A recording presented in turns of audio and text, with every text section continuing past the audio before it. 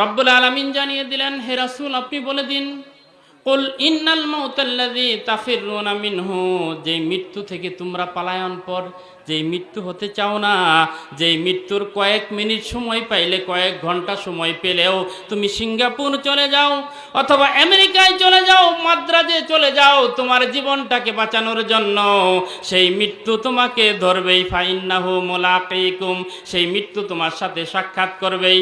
ফাইন্নাহু মুলাকিকুম সুম্মা তুরাদ্দুনা ইলা আলিমিল গায়বি ওয়াশ শাহাদাতি, অতঃপর তুমি ফিরে যাবে দৃশ্য এবং অদৃশ্যর যিনি জানেন সেই রব্বুল আলামিনের দরবারে তুমি ফিরে যাবে।